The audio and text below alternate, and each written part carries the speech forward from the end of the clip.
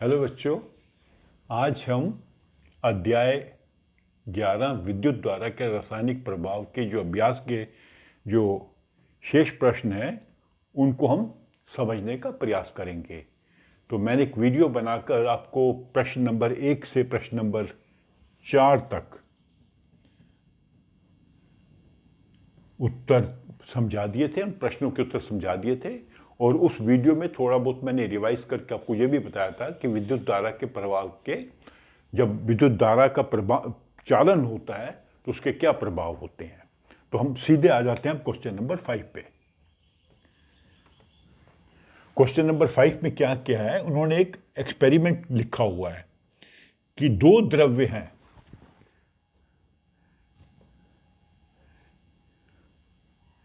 ये बैटरी से कनेक्टेड है और ये भी बैटरी से कनेक्टेड है। ये है ए, ये है बी। तो इसको चेक करने के लिए हमने कंपास का उपयोग कर रहे हैं। तो जब हमने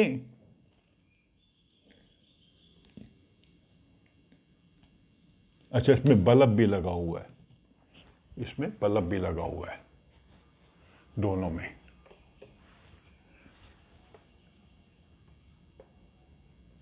तो जब करंट पास करते हैं तो जो ए बल्ब है वो ज्यादा चमकीला है, बी जो है कम चमकीला है। तो ऐसा क्यों है? तो उसके उन्होंने 4 ऑप्शन दिए हुए हैं, आपने बताना है कौन सा सही ऑप्शन है। पहला ऑप्शन है द्रव ए द्रव बी से अच्छा चालक है। दूसरा है द्रव बी द्रव ए से अच्छा है। पहले में कि ये बी से अच्छा है, दूसरे में लिखा है बी ए से अच्छा है। दोनों समान चालक हैं। द्रवों की चालकता के गुणों की तुलना इस प्रकार नहीं की जा सकती। तो इसमें क्या है, क्योंकि ये ज्यादा चमकीला हो रहा है बल्ब और ये कम चमकीला हो रहा है, तो इसमें ज्यादा प्रभाव हो रहा है इसका विद्युत धारा का। मतलब पानी में से विद्युत धारा ज्यादा प्रवाहित हो रही है, इसमें कम प्रवाहित हो रही है। तो दैट मीन्स ये अच्छा चालक है और ये हीन चालक है। तो बी की तुलना में ए अच्छा चालक है। तो इसका आंसर होगा 1, जो ऑप्शन 1 है। द्रव ए बी से अच्छा चालक है। दोनों की जब तुलना करेंगे, ये अच्छा चालक है, इसमें ज्यादा प्रवाह हो रहा है विद्युत धारा का, इसलिए बल्ब ज्यादा चमकीला है। इसमें कम प्रवाह हो रहा है धारा, उसका ये लिक्विड है, इसमें विद्युत धारा का कम प्रभाव हो रहा है, चालन हो रहा है, कम चालन हो रहा है, इसलिए इसका जो है प्रभाव कम है, रोशनी कम है, प्रकाश कम है। तो ऑप्शन 1 इसका करेक्ट आंसर है।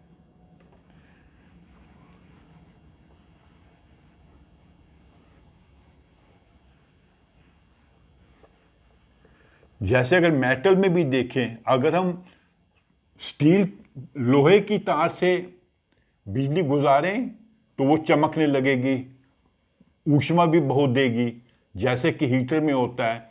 लेकिन अगर हम लकड़ी में से विद्युत धारा को गुजारें तो वो उसमें से धारा का प्रवाह नहीं होगा, तो लकड़ी गर्म नहीं होगी।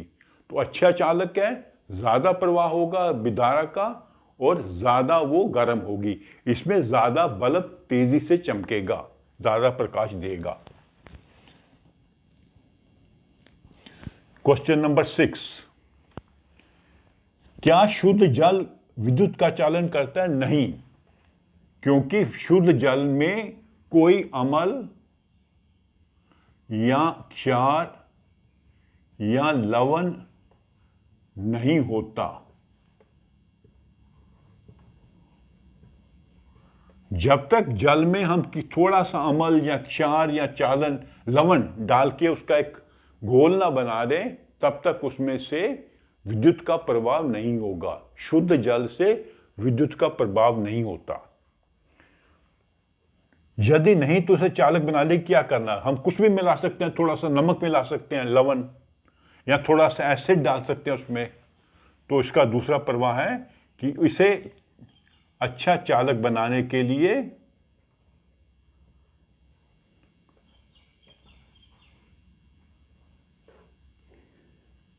हम थोड़ा सा नमक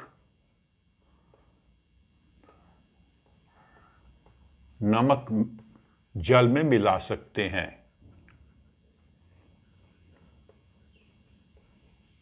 जैसे ही उसमें नमक मिलेगा, वो एक नमक का घोल बन जाएगा और उसमें विद्युत की धारा का चालन शुरू हो जाएगा।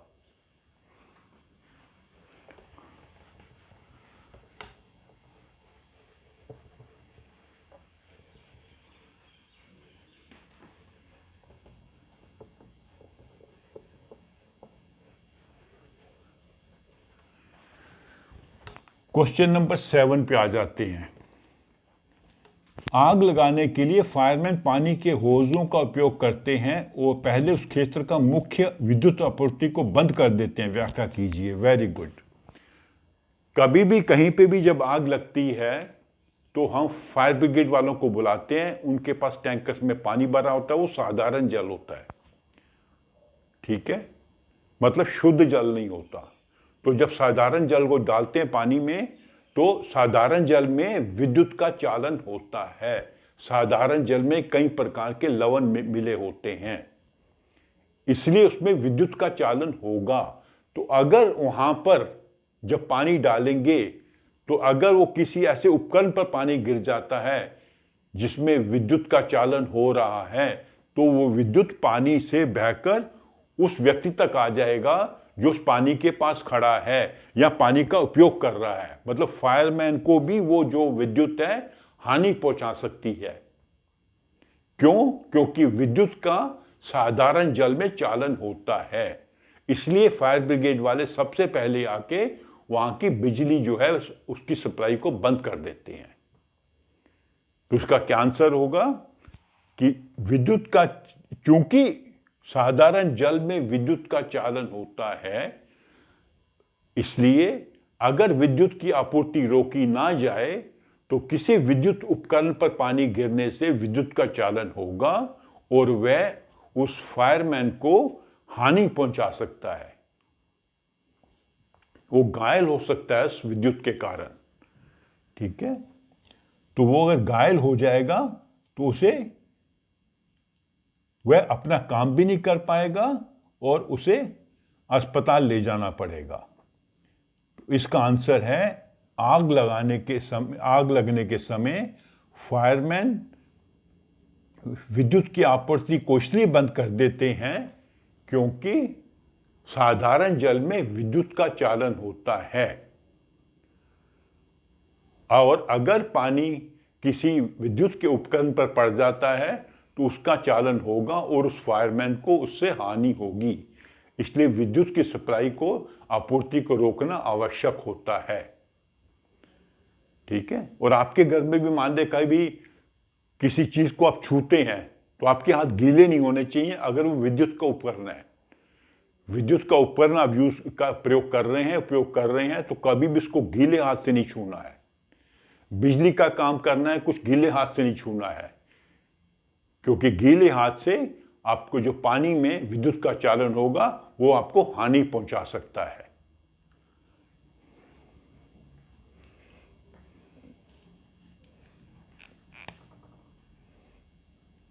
ठीक है, इसको मैं लिख के बताऊं कि आप लिख लेंगे? बता देता हूं लिख के। चूंकि साधारण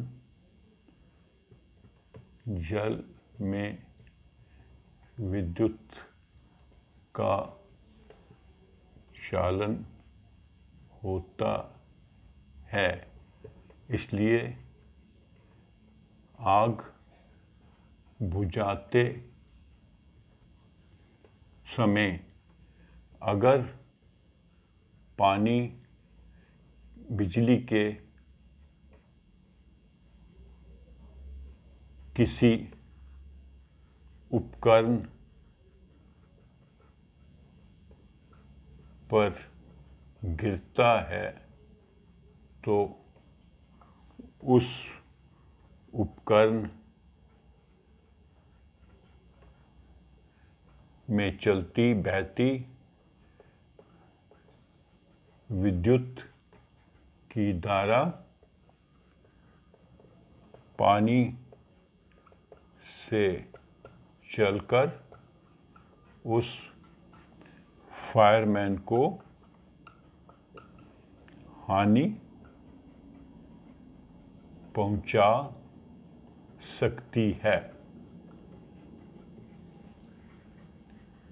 इसलिए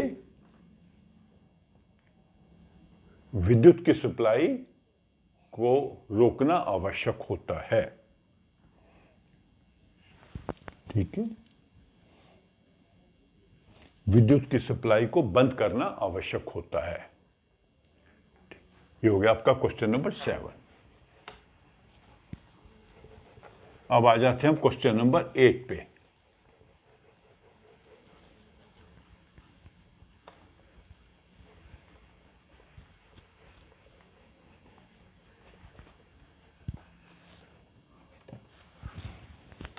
तटीय क्षेत्र में रहने वाला एक बालक अपने संप्रेक्षित्र से पीने के पानी तथा समुद्र के पानी का परीक्षण करता है। देखता है कि समुद्र के पानी के लिए चुंबकीय सुई अधिक विक्षेपित होती है।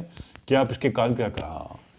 तो अगर आप समुद्र के पानी में से विद्युत धारा का चालन करते हैं और साधारण जल से करते हैं, तो चूंकि समुद्र का पानी बहुत अधिक खारा होता है, उसमें लवणों की मात्रा अधिक होती है साधारण जल की तुलना में, तो इसलिए समुद्र के जल में विद्युत धारा का प्रभाव अधिक होगा, साधारण जल में विद्युत धारा का प्रवाह कम होगा। ठीक है, जो समुद्र का जल है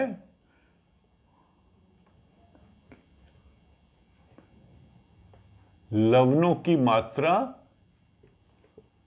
बहुत अधिक होती है।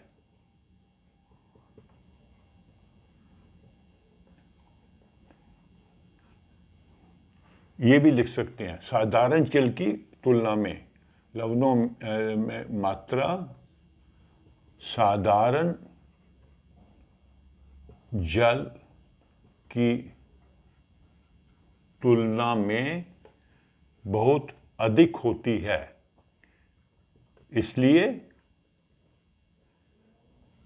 समुद्र के जल में विद्युत धारा का अधिक चालन होता है।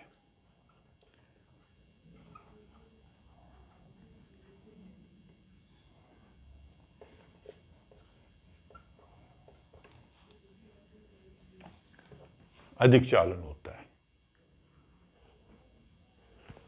ठीक है, इसलिए उसका जो है सुई में ज्यादा कंपन आएगा।